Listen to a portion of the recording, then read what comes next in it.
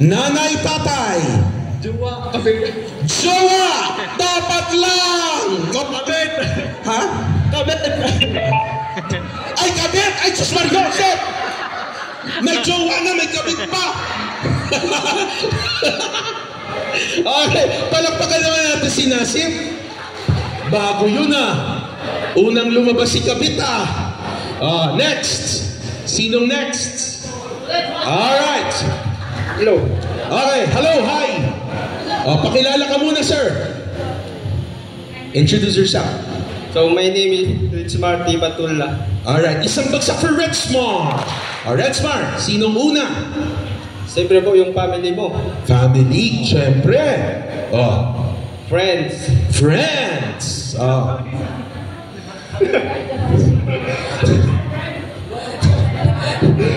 Pangatlo.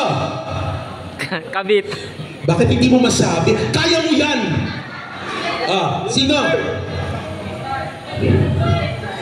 Sabi yung pangatlo. Wala na. Nandun naman ko yung friends ay yung family mo. Ay, yung family niya. Tama ba?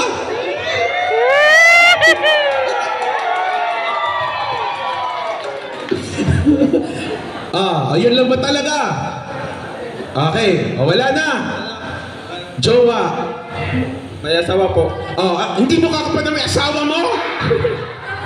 Siyempre nandun na sa friends ay sa family. Family. Ano ba yun? Yung mga kautangan mo. Yung mga kinautangan mo? Siyempre malaga yun. Once na mamatay ka, kung may kinautangan ka, hindi ka makapunta sa langit. Ang galing! Palakpakan naman natin si Nadsor. Napaka-honest. Okay. Sige po. Alright. May nagtataas sa kamay dito. Ayan. Sige, sir. Introduce yourself, sir. I'm Muhammad Fadim Dimakawa from Wato Balinggo. Alright, isang bagsak for Muhammad Fad. Sige, Muhammad. Unang-una po yung parents. Parents, syempre. Pangalawa. Asawa. Wow. Parang ang bata mo pa. Okay. Pangatlo. Anak. Good. Kapatid. And lastly, Kaibigan. Alright. Tatlong bagsak for Muhammad. Sige po, ngayon, punta tayo sa panghuli. Again, I will interpret your answers later. Teka lang, wala bang nagsulat ng X? Wala. Okay, umamin. May naririnig ako doon sa table na yun kanina. Wala bang nagsulat ng kaaway? Meron ako. Mamaya, interpret ko yan. We go now to the last. Itong huli, I want you to use your creativity. Sky is the limit. Mangarap ng gising. Diba? Libre namang mangarap, kaya mangarap na ng gising. What is the third scenario? Bibigyan ka ni Jaime Zobel de Ayala ng 300 billion pesos. Paano mo gagastusin ang iyong pera? Maglista ng 5 bagay. You have 1 minute. Go.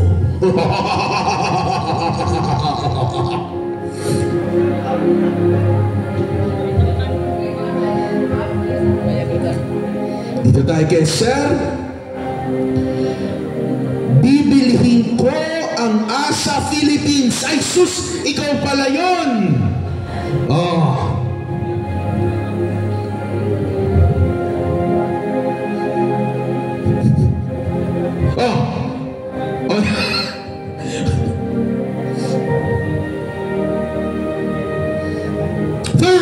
Seconds. 30 seconds.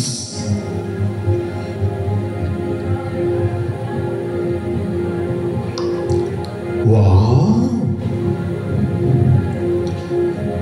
10, 9, 8, 7, 6, 5, 4, 3, 2, 1. Time is up. Pakinggan ngayon natin ang gagawin sa 300 billion pesos ni... Yeah! Sige po, pakilala muna kayo, sir. Good afternoon, Reynard Kagatan po from Kapatagan, B0229 po. Alright, isang bagsak for Reynard! Reynard, go! Una! Bayad utang. Tama! Bayad utang! Okay, pangalawa. Gawa ng bahay. Paggawa ng bahay, ilang floors ng bahay? Worth 100 billion. 100 billion worth. Next! Libreng mamara. Pangatlo. Bili ng sasakyan. Ilang sasakyan? 10. 10! Ikaapat. Ha? Bigyan ng insurance, pamilya. Palito ng Jollibee. Ano ba gawin mo? Bili ng Jollibee. Wow, magka-franchise ng Jollibee! Okay, and last. Ano, sir? Ano yung huli? Negosyo, pamilya. Dami mo bang pera? Anong huli? Papautang. Magpapautang! Alright, 3 bagsak! Okay, next. 300 billion. Okay. Okay, sir, pakilala ka muna.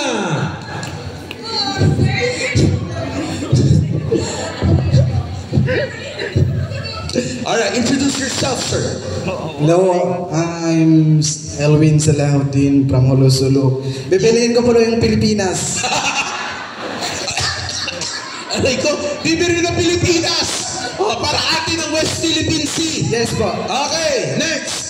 Wala na po. Hindi Ayun, nakakasya yung 3 hindi na nakakasya billion. Okay, 3 bagsak. Last one. Sige. Yun. Introduce yourself, sir. Anyway, good afternoon. Good afternoon. You are? I am Arif Yusuf Dipaton Ali from Malabang. Sorry, Arif Yusuf. Yes po. Okay, Arif. Isang bagsak for Arif Yusuf. Sige po, what will you do with 300 billion? Anyway, yung 300 billion pesos naman is kahit yung 100, kahit yung 1 million naman, kahit araw-arawin mo yung kahit let's say mga 1,000 kada araw, hindi mo yun maubos. Correct. Sa akin, bubuo ako ng isang organization or 2 organization para sa mga social welfare group. Sorry, nagulat ako doon. Para saan? Social? Welfare group. Welfare group? Yes po. Hanep. 1 to 2 organizations. Number 2. To be honest po, kasi Business minded. Kasi po hindi po naman ako hindi naman po ako sa yung pamilya ko kasi hindi ganon kalagi yung kayaman. Correct. So every time makakita ako ng mga Correct. huli. Oo. Parang gusto kong tumulong pero hindi naman. Kaya yun yung mga isang rason ba't ako po pumasok ng ASA kasi hindi naman ako makatulong ng sarili kong pera pero at least man lang makatulong ako sa gawa. So pangalawa is mag-build ako ng mga charity house. Sandali Una, social groups, and then ngayon magpagawa ng Charity house like yung mga hindi lang sa pang-Muslim kundi sa mga kapatid na Christians. Wow! Housing! Yes po. Grabe ka! Pangatlo! Yung mga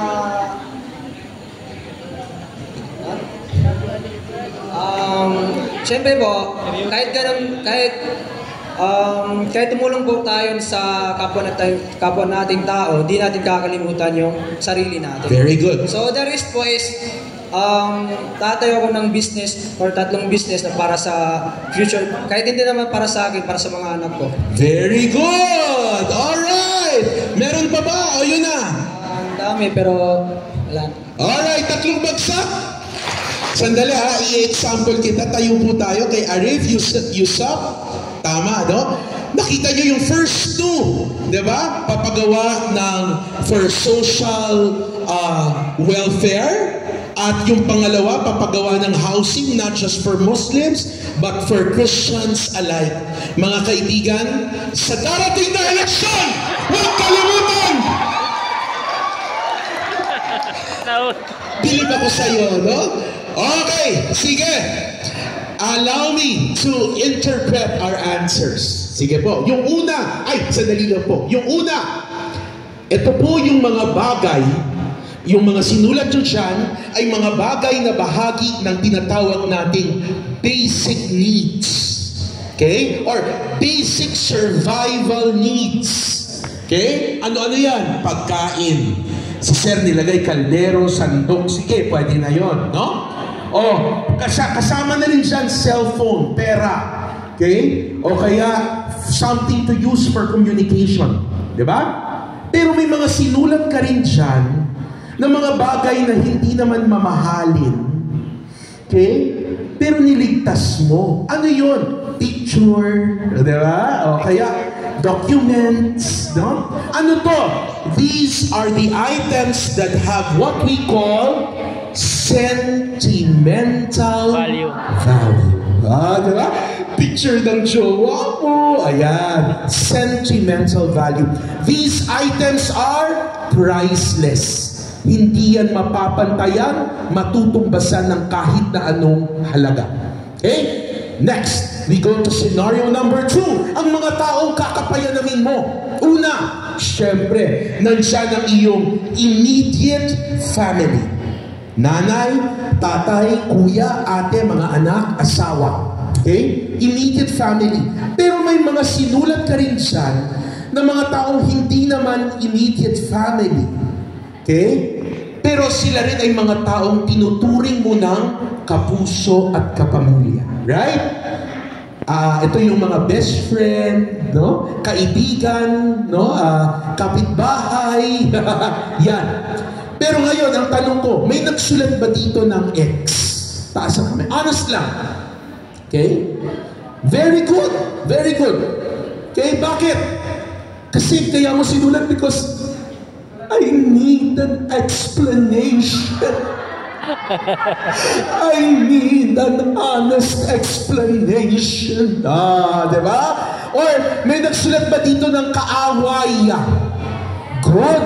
Kasi kailangan nyo ng closure. Okay? So ano yung mga sinulat nyo pa dyan? They are the people that you have unfinished business with.